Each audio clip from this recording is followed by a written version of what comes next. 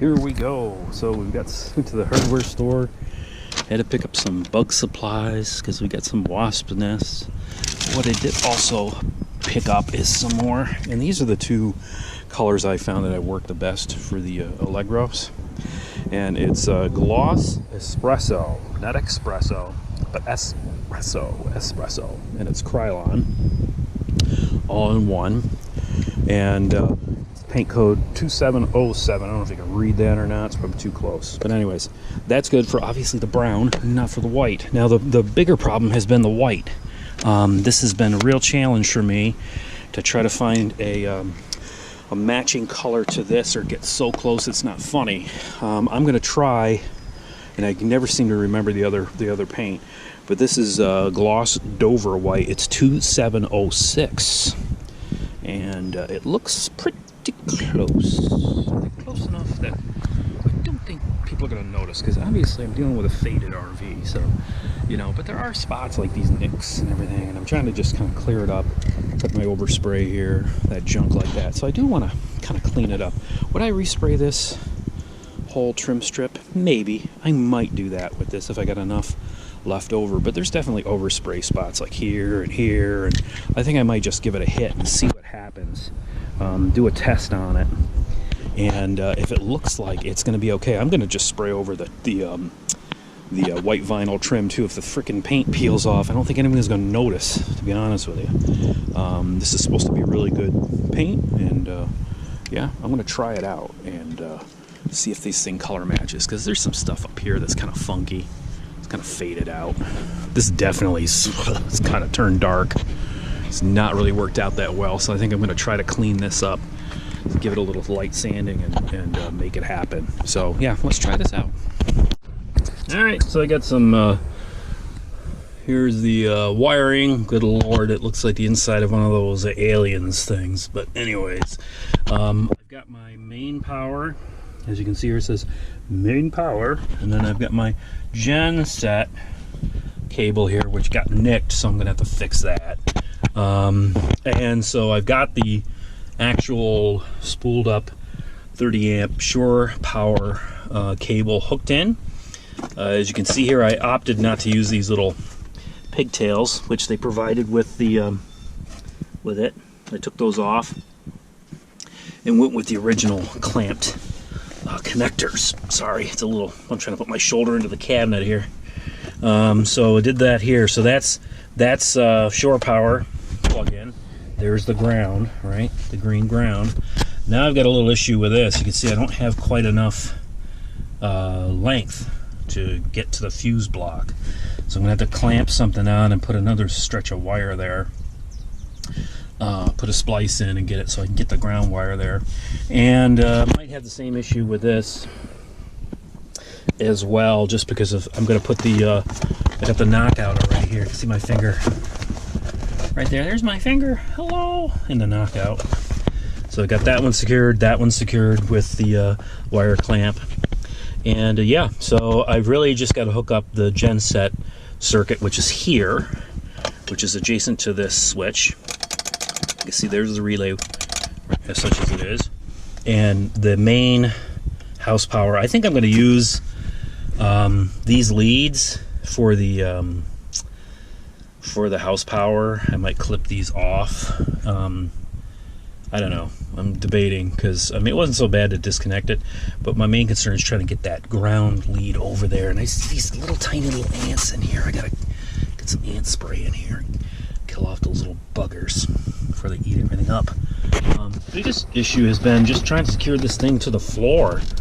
I mean, it seems like every screw I've got in here, got a couple screws in the box, but they don't seem to be grabbing onto anything, which has kind of got me a little worried about how the deck condition of the plywood deck is underneath. But in any case, we'll get this finished, wired up, ready to go, and then we're going to fire up the generator, and we're going to see if I did it right or I screwed it up, and maybe blow up another switch. Who knows? I don't know. We'll see how it runs.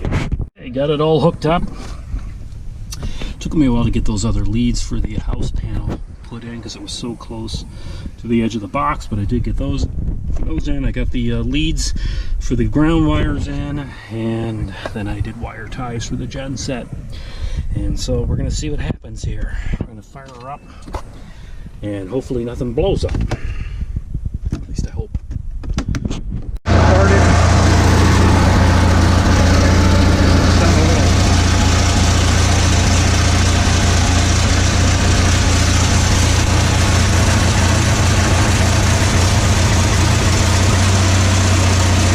There. I gotta fix that choke.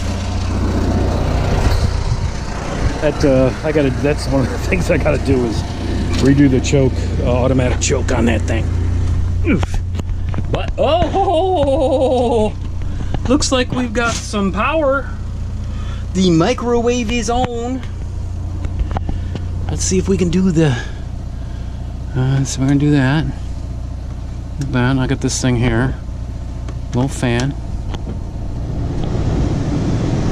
There we go. It's another one of my projects. This still works really well. Don't get me wrong, but it's about 12,000 BTU, and the new Dometic I have, or newer Dometic I have, 2005, is a 15,000 BTU air conditioner. You know, this is 34 years old. It's a duotherm, brisk air. Probably going to keep it in for now. I just like the fact that it says it's pre-wired for, can you see that? For electric heat. Yes, sir. Not quite electric heat, but electric heat, which is, you know, I guess very similar. So I got that running. This must be the input for the heating coil when it, you know, the option for the heating coil.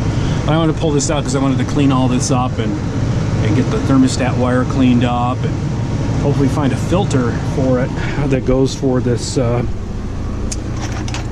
That sits inside here would be nice. But anyways, that's, you know, I could probably make one for that easily enough. Famous last words. So it's working. Transfer switch is working because I now got power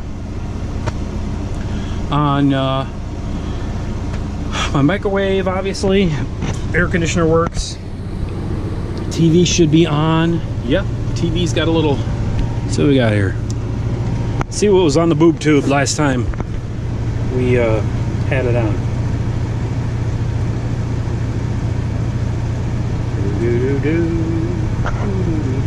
There's something in there. Oh, there's the DVD in there. Let's see what it was. Hopefully I don't get nabbed for copyright on this stupid thing, but we'll see. Some high quality video that the children watch while we're on our trips. Oh, okay, all right. That's kind of cool. It's the end of a certain movie with 2 dogs. Okay, it's kind of neat. Anyways, so there we go. So that works.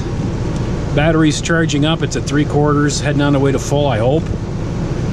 Propane's still at 3/4, even though the fridge is working on gas right now, and it should be working on electric. Now, the only thing I don't know that's going on is this Boondocker unit down here. It's always something, right? I bought a new converter charger, and this thing does not appear to be functioning, which I'm not too happy about. And we got it all hooked up, and yeah, it's supposed to be working, but I have a feeling it's not. I'm going to test the leads on this thing, see if it's actually doing any kind of charging, because there's no green light on it. I would assume there's a green light that's supposed to come on this thing if it was functioning, but right now I got nothing. So I'm pretty sure it's plugged in. Yep, it's plugged in. We got 110 power, I know that, because stuff here is working.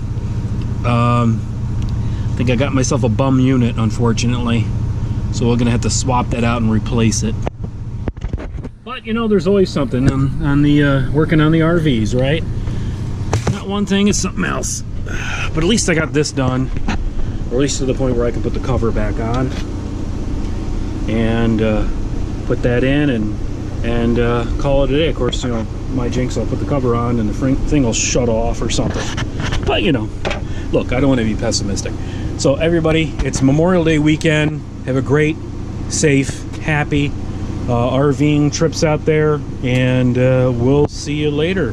There's plenty of stuff to do to wrap this RV up as far as the maintenance is concerned. The front vents up there I have yet to clean out, because you remember I tried to plug in the vacuum and had no power.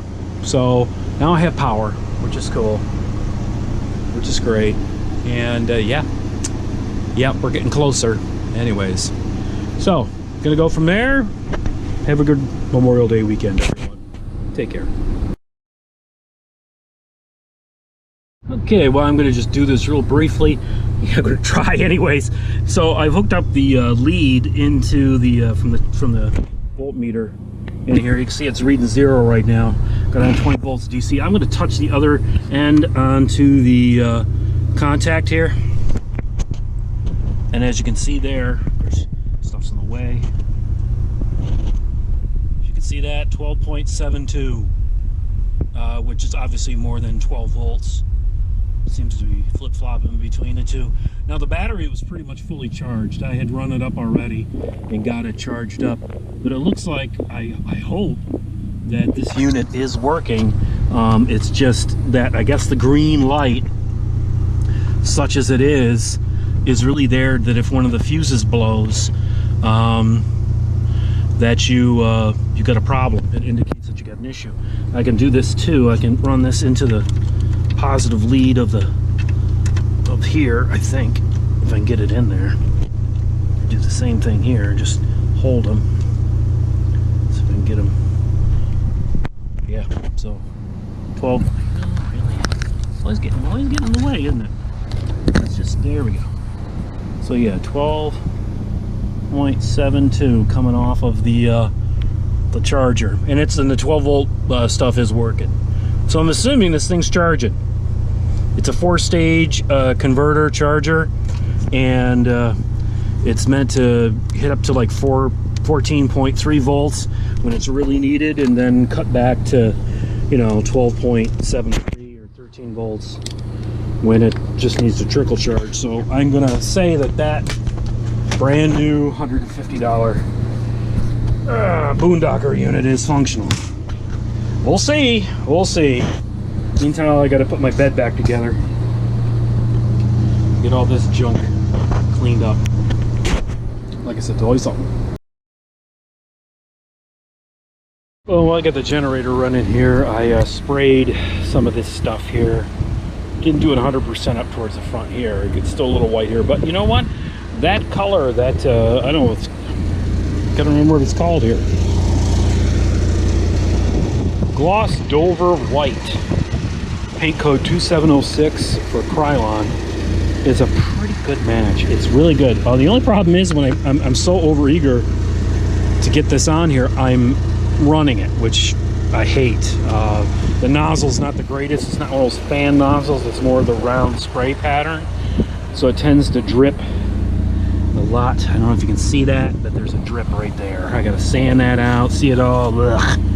So I gotta sand it down lightly with some like 300 grit sandpaper and get it cleaned up. But it's a pretty close color match. I'm pretty happy with it, quite frankly.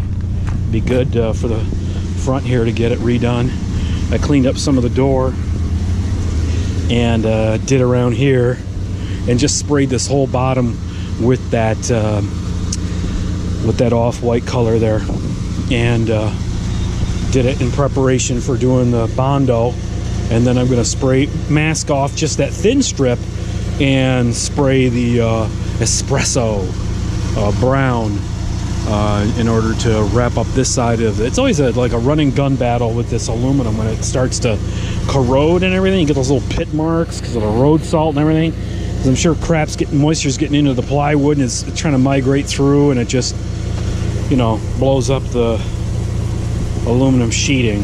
But you know, I don't think I'm going to go as far as buying replacement sheeting and putting it in.